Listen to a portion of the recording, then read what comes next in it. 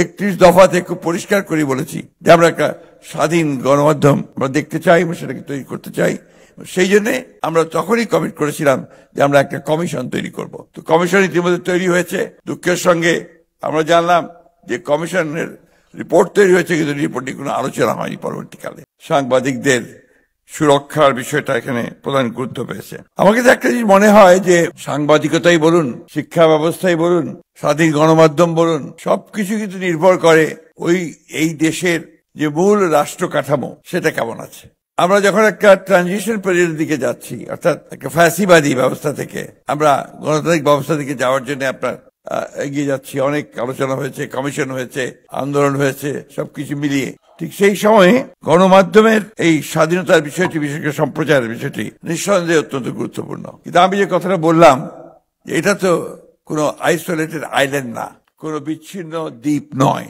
এই দেশ যা, এই দেশের কাঠামো যা, এই দেশের আমরা যারা সরকারে আছে বা সরকারি নেই, বিরোধী দলে আছি, যারা সাংবাদিক করছি, সব মিলিয়েই কিন্তু আমরা। তো সেই জন্য আমার কাছে মনে হয় যে শুধু সংস্কার যদি আমরা হৃদয়ে ধারণ না করি, মনের মধ্যে না নেই, পরিবর্তন করতে না চাই, তাহলে এইভাবে সংস্কার কতটুকু সম্ভব হবে আমি জানি না। বিজেপির মূল প্রস্তাবের মধ্যে আছে সম্প্রচার মাধ্যমের জন্য আলাদা আইন, জাতীয় সম্প্রচার কমিশন, ওয়েজ বোর্ড ও চাকরি নিরাপত্তা, দেশের সব টিভি কে পে চ্যানেল ও শিল্প ঘোষণা, টিভি লাইসেন্স নীতিমালা ও মালিকানা কাঠামো নির্ধারণ, সম্প্রচার সাংবাদিকদের জন্য কোড অফ এথিক্স ও রাজনৈতিক অঙ্গীকার। আপনারা এখানে অনেকে আছেন, আপনারা জানেন যে 1975 সালে একদলীয় শাসনব্যবস্থা বাকশাল প্রতিষ্ঠা করা হয়েছিল এবং সমস্ত পত্রিকাগুলোকে সেদিন বন্ধ করে দেওয়া হয়েছিল, মাত্র 4টি পত্রিকা ছাড়া। সেই পত্রিকাগুলো সরকারি নিয়ন্ত্রণে চলছিল।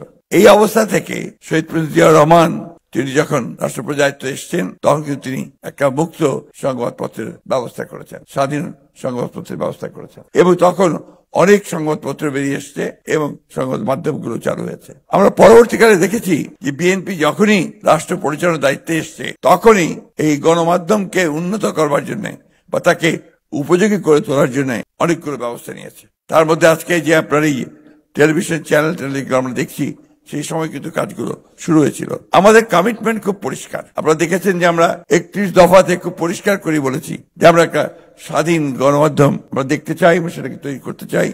সেই জন্য আমরা তখনই কমিট করেছিলাম যে আমরা একটা কমিশন তৈরি করব। তো কমিশন ইতিমধ্যে তৈরি হয়েছে। দুঃখের সঙ্গে আমরা জানলাম যে কমিশনের রিপোর্ট তৈরি হয়েছে, কিন্তু রিপোর্টে কোনো আলোচনা হয়নি পরবর্তীকালে। যাই হোক, আমরা আশা করি যে আমরা যদি আপনার সরকার পরিচালনার দায়িত্ব জনগণের মাধ্যমে পাই, তাহলে আমরা নিঃসন্দেহে এটাকে অগ্রাধিকার ভিত্তিতে আমরা দেখবো বলে আমরা বিশ্বাস করি। একটা কথা না বলেই পারছি না, সেটা হচ্ছে যে আপনাদের সাংবাদিকদের তো অনেকগুলো ইউনিয়ন আছে, বিএফইউজে, বিজেইউসি, আবার দুই দলের দুই ভাগ আছে, 3 ভাগ। তো নিজেরাই তো আপনারা দলীয় হয়ে যাচ্ছেন। আজকে ফাহিম সাহেব যে কথা বললেন, রাজনৈতিক দলগুলো তো আপনার কাউকে পকেটের মধ্যে নিতে চায় না, কিন্তু আপনারা যদি পকেটে ঢুকে যান, তখন কিন্তু দ্যাট বিকামস এ প্রবলেম।